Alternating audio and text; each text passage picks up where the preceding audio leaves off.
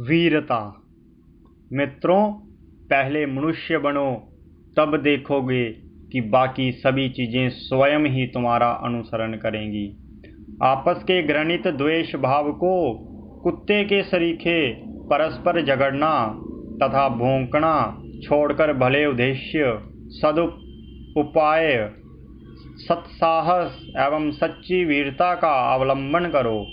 तुमने मनुष्य योनि में जन्म लिया है तो अपने पीछे कुछ स्थायी चिन्ह छोड़ जाओ। तुलसी आए जगत में, जगत हंसे तुम रोए, ऐसी करनी कर चलो, आप हंसे जग रोए। अगर ऐसा कर सको तभी तुम मनुष्य हो, अन्यथा तुम किस काम के हो। दुनिया चाहे जो कहे, मुझे क्या परवाह, मैं तो अपना कर्तव्य पालन करता चला जाऊंगा।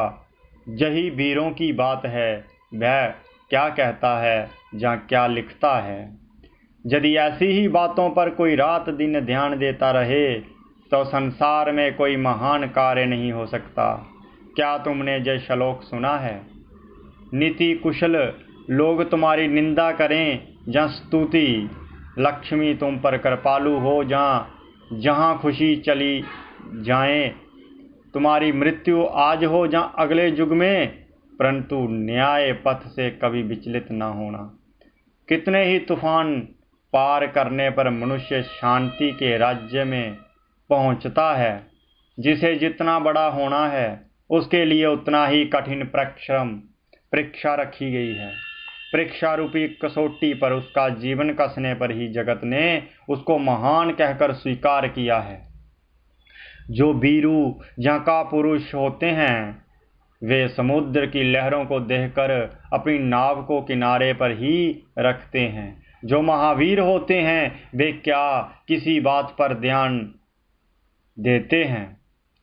जो कुछ होना है सो हो, मैं अपना इष्ट लाभ करके ही रहूंगा। यही यथार्थ पुरस्कार है। इस पुरस्कार के हुए बिना कोई भी दैवी सहायता तुम्हारी जड़ता को दूर नहीं कर सकती। इस जीवन में जो सर्वदा हताशचित्त रहते हैं उनसे कोई भी कार्य नहीं हो सकता। वे जन्म जन्मांतर में हाय हाय करते हुए आते हैं और चले जाते हैं। वीर भोग्य वसुंधरा, अर्थात वीर लोग ही वसुंधरा का भोग करते हैं। ये वचन नितांत सत्य है। वीर बनो, सर्वदा कहो, अभी मैं निर्भय हूँ। सबको सुनाओ माँ भय, भय ना करो। वह ही मृत्यु है, वह ही पाप है, वह ही नरक, वह ही अधर्म तथा वह विचार है। संसार में जो भी नकारात्मक या बुरे भाव हैं वे सब इस भय रूप शैतान से उत्पन्न हुए हैं। इस भय ने ही सूर्य के सूर्यत्व को, वायु के वायुत्व को, जम के जमत्व को अपने अपने स्थान पर रख छोड़ा है।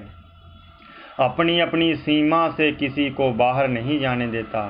ये शरीर धारण कर तुम कितने ही सुख दुख तथा संपद विपद की तरंगों में बहाए जाओ, पर ध्यान रखना ये कभी क्षणस्थायी है। इन सबको अपने ध्यान में भी नहीं लाना। अपने आप पर विश्वास, आत्मविश्वास का आदर्श ही हमारी सर्वाधिक सहायता कर सकता है। यदि ये आत्मविश्वास और भी विस्तृत रूप से प्रचारित होता है और कार्य रूप में परिणत हो जाता तो मेरा दृढ़ विश्वास है कि जगत में जितना दुख और अशुभ है उसका अधिकांश लुप्त हो जाता। मानव जाति के समग्र इतिहास में सभी महान स्त्री पुरुषों में यदि कोई महान प्रेरणा सबसे अधिक सशक्त रही है तो वह यही आत्मविश्वास है। वे इस ज्ञान के साथ पैदा हुए थे कि वे महान बनेंगे और वे महान बने भी। मनुष्य कितनी भी गिरी हुई अवस्था में क्यों ना पहुंच जाए, एक ऐसा समय जरूर आता है जब वह उससे आर्त होकर ऊर्ध्वगामी मोड़ लेता है और स्वयं में विश्वास करना सीखता है। पर हम लोगों को शुरू से ही इसे जान लेना अच्छा है। जो व्यक्ति स्वयं से घृणा करने लगा है, उसके पतन का द्वार खुल चुका है। यही बात राष्ट्र के विषय में भी सत्य है। हमारा पहला कर्तव्य ये है कि हम स्वयं से घृणा ना करें, क्योंकि आगे बढ़ने के लिए ये आवश्यक है कि पहले हम स्वयं में विश्वास रखें और फिर ईश्वर में। जिसे स्वयं में विश्वास नहीं, उसे ईश्वर में कभी विश्वास नहीं हो सकता। तुम जो कुछ सोचोगे वही हो जाओगे। यदि तुम अपने को दुर्बल सोचोगे तो दुर्बल हो जाओगे, बलवान सोचोगे तो बलवान हो जाओगे। यदि तुम अपने को अपवित्र सोचोगे तो अपवित्र हो जाओगे, अपने को शुद्ध सोचोगे तो शुद्ध हो जाओगे। इससे हमें ये शिक्षा मिलती है कि हम स्वयं को दुर्बल ना समझें, प्रत्युत अपने को बलवान, सर्वशक्तिमान और सर्वज्ञ माने। जय बाब हम में चाहे अब तक प्रकट ना हुआ हो, पर हम में है जरूर। हमारे भीतर संपूर्ण ज्ञान, सारी शक्तियाँ, पूर्ण पवित्रता और स्वाधीनता के भाव विद्यमान हैं।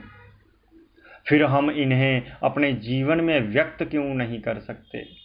इसलिए कि उन पर हमारा विश्वास नहीं है। यदि हम उन पर विश्वास कर सकें तो उनका विकास होगा, अवश्य होगा। संसार का इतिहास उन थोड़े से व्यक्तियों का इतिहास है जिनमें आत्मविश्वास था। यह विश्वास अनंत स्थित देवत्व को ललकार कर प्रकट कर देता है। तब व्यक्ति कुछ भी कर सकता है, वह सर्वसमर्थ हो जाता है। असफलता तभी होती है जब तुम अपने अनंतस्थ अमोघ शक्ति को अभिव्यक्त करने की यथेष्ट चेष्टा नहीं करते। जिस क्षण व्यक्ति या राष्ट्र आत्मविश्वास खो देता है तो उसी क्षण उसकी मृत्यु आ जाती है।